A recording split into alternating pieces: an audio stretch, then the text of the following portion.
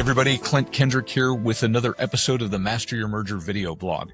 I've spent the last couple of days looking through all of the reports on M&A that came out from the big consultancies at the first half of 2025, so you don't have to. I'm the kind of geek that loves this stuff, and I'm here to share what you find in those with you. So if you have, however, gotten a little geeky and you've decided to dig in, one of the words you've almost certainly seen is agility. So agility is everywhere, just like AI and synergy and pivot. But here's the thing most people miss. AI isn't just a tech strategy. It's actually a talent strategy. And the firms that treat agility as something that you just install into your laptop instead of something that you build into your people systems, well, those are the firms that are going to lose the M&A game. So let's start by looking at what these reports are telling us. So Deloitte says it flat out.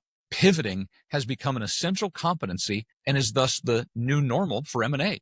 And they back it up with numbers. 97% of companies and PE firms are using generative AI, automation, and data analytics to make faster, harder deal decisions. So that's really important. But here's the real insight. In addition to that, 88% of corporates and 81% of private equity firms have also shifted their deal targeting strategies. So they're acknowledging that the agile mindset is hitting strategy and not just systems. Bain adds that AI doesn't just automate, it actually buys you time. So here's a quote. Instead of a week summarizing diligence findings, AI can do it in a day. That gives leaders more time to focus on how to extract value from the deal. So again, it's how the people are using AI that Bain is pointing out. PwC, they frame agility as a marker of resilience. Leaders that, quote, confront uncertainty head on and move with conviction, they're the ones that are turning disruption into a strategic advantage. And KPMG reinforces that private equity firms in particular are leaning on agile org design to move quickly across portcos, adjust new markets, and reposition assets for value. Even when they talk about AI, the real outcome is the adaptability. Adaptability starts with people. So look, let's get real. You cannot automate your way into agility. True agility shows up in the behaviors and structures of your people. I was at a conference on strategic change and transformation, and the agile organization is a thing, right? The traditional org structures, I don't know that they're going to completely fall apart, but we're going to have to reimagine how we work inside those structures. And here's a little bit of what that looks like. It's teams that pivot without panic. It's leaders who communicate clearly, even when there's ambiguity. And it's creating structures that allow for local decisions without waiting for endless approval chains. I got to tell you, I have seen a bunch of integrations stall because no one knew who was allowed to approve things like a system migration, like a change in a job title, right? When we don't know who can make those decisions without approvals, it stalls things. Like, I've also seen deals really fly, and that's because the cross-functional team was empowered.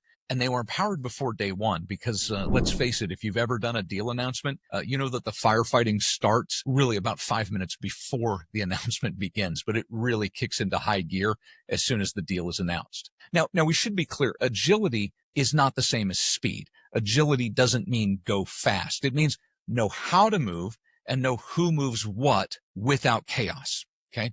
Here's the kicker. Agile companies aren't just built at the top. They're actually built in the middle, through trusted, trained middle managers who know how to lead through change. And we'll talk a little bit about middle managers in a future video series. It's actually an area I'm really, really passionate about. Okay, so if your 2025 M&A strategy includes the word agile, here's what that should really mean. It should mean that you've got org designs that allow for speed and accountability. You've got leaders who know how to flex. They're not just driving execution, they're navigating disruption. You've got incentive plans that reward adaptation, not just output. And you have an integration playbook that includes agility as a capability and not a timeline. Because let's be honest, AI, it's not going to lead your people through culture shock. That takes leadership. It takes intentional design. It takes human systems. So if this hits home, you need to come to the People Synergy Summit. We're running that September 15th and 16th, and virtual attendance is free.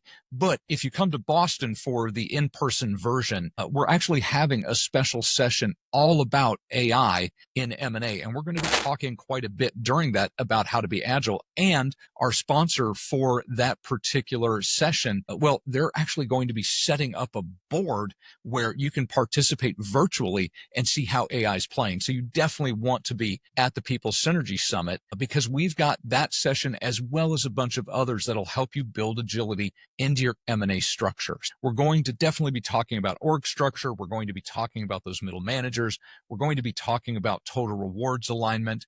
So whether you're in PE, Corp Dev, or HR, it is the human systems conversation that's really been missing from integration playbooks. So again, come hang out with us. Virtual attendance is completely free. Go to peoplesynergysummit.com and you can sign up there. Okay, here's the takeaway. Agility isn't just what you build into your dashboards, it's what you build into your teams. If you want to create a people-first M&A strategy that actually flexes, that's where you're going to make the difference. So again, come hang out with us at the People Synergy Summit. You can register there September 16th and 17th. And come back for episode 4 of this series where I'm digging into these reports.